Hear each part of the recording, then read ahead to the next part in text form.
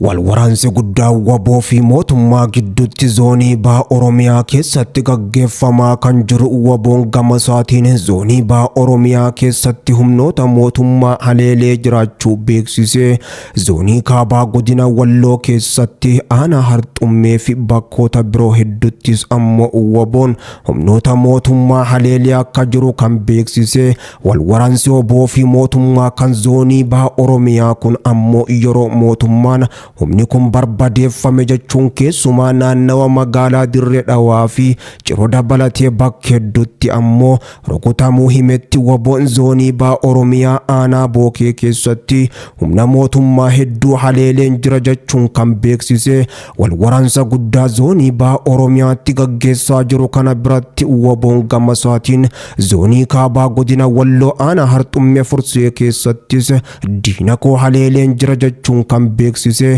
Waraanni bilisummaa Oromoo waboon baha biyyattii zoonii baha Oromiyaa keessa socho'u godina Lixa Harargee aanaa Bookee Araddaa Saddeetii Gandaa Cabbii jedhamu keessatti humnoota mootummaa raayyaa ittisa biyyattiidha.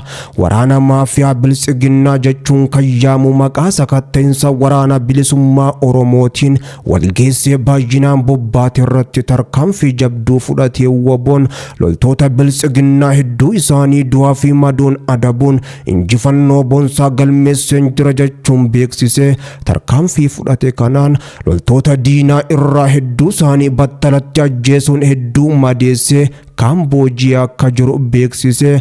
Lola zoonii baha Oromiyaatti gaggeesse kana waboon gama meeshaatiin qawwee akka AKM fi kanneen biroo dabalatee dugda diinaarraa hiikuudhaan galii mooraa qabsoo bilisummaa Oromoo zoonii bahaaf olchee akka jiru kan beeksise. Walwaraansi gidduu isaaniitti gaggeeffamaa jiru hammaachuu yoo itti fufu waboon dabalataan zoonii kaabaa keessatti godina Walloo aanaa Harxummee Furseetti diina koo haleeleen jira jechuun kan beeksise.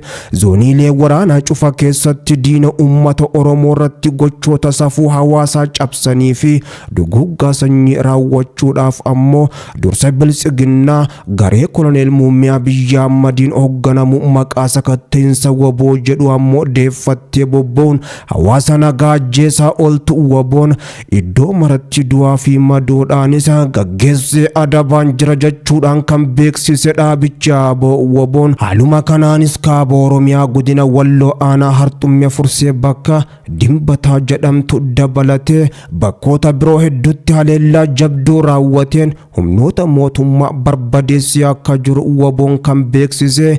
Walwaraansi waboo fi mootummaa gidduutti gaggeeffamaa jiru otoon dhaabbatiin kan itti fufee lixa dabalatee bakkoota hedduurraa humni kun galaa jira jechuun mootummaan beeksisuu irratti argama. Haa ta'u malee faallaasanii walwaraansi jabaachuun kan itti fufee waboon zoonii lixaa godina Horroo Guduruu Wallaggaa aanaa Jardaagaa Jaarteetti tarkaanfii fudhateen humnoota mootummaa du'aa fi madoon adabee akka jiru kan beeksise. Lafa mootummaan irraa galaa jiran jedhu ammoo guyyootaan dura humni hidhatan ABO 200 ol zoonii lixaa godina Horroo Guduruu Wallaggaa aanaa Jardaagaa Jaarteetti tarkaanfii jabduu fudhachuun diina koo du'aa fi madoon adabeen jira kan jedhe. Godina Horroo Guduruu Wallaggaa aanaa Jardaagaa Jaartee ganda Haroodhaadhii bakka addaa ammoo Birbirsa Nagaa jedhamtutti humnoota mootummaadha. Humna farra riphee lolaa fi milishaa dabalatee poolisii akkasuma raayyaa ittisa biyyattii walumaan barbadeessee akka jiru waboon kan beeksise.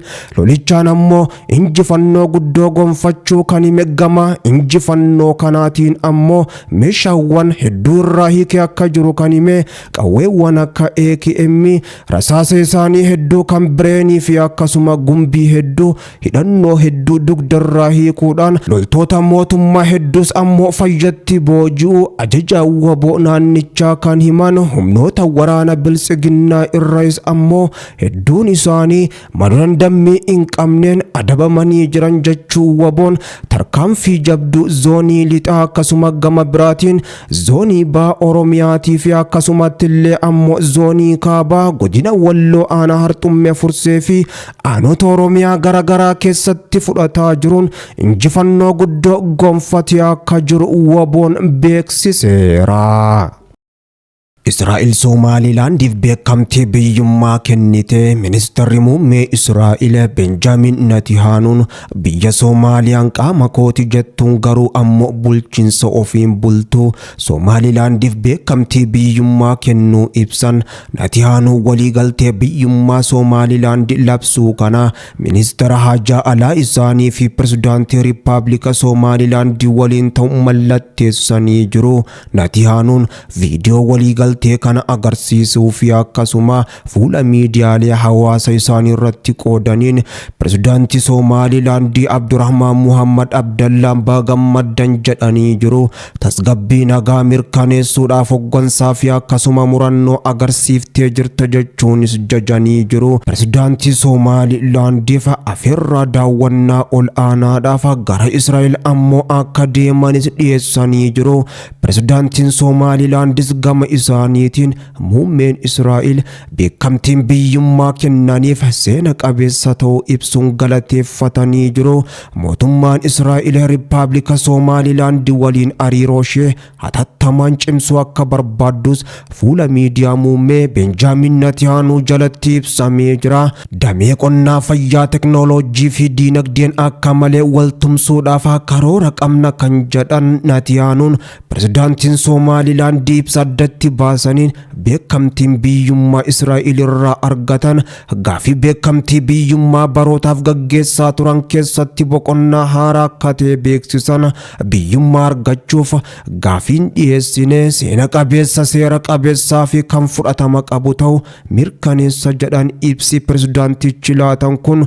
Waliigalteen Israa'elii fi Somaalilaand kun Abrahaam kan hariiroo Israa'elii fi biyyoota Arabaa gidduu jiru wayyeessuudhaaf Ameerikaan bu'uureessite irratti kan hundaa'e hoggaa ta'u, Somaalilaand waliigaltee kanaaf bitamtuu ta'uu fi cimsitee akka itti fuftu pirezidaantichi ibsanii jiru. Bu'uura waliigaltee kanaan biyyoota lamaan gidduu hariiroon dippiloomaasii hatattamaan akka cimuuf, kunis ammoo michummaa wal kabajuudhaa fi galma waloorratti akka hundaa'u ibsanii jiru. Ammatti Soomaaliyaan filannoo biyyoolessaa gaggeessaa kan jirtu. Waliigaltee kutaa qaama kooti jettu Somaalilaand Israa'el waliin mallatteessite kana ilaalchisee ifatti ibsa baaftees hin qabdu. Waggoota lama dura wayitii Itoophiyaan Somaalilaand waliin waliigaltee ulaa galaanaa argachuuf mallatteessitu Soomaaliyaan guddoo dheekkamtee kan turte hoggaa ta'u, hariiroon dippiloomaasii Itoophiyaa waliin jiru danqame. Muddamni isaanii hammaachuun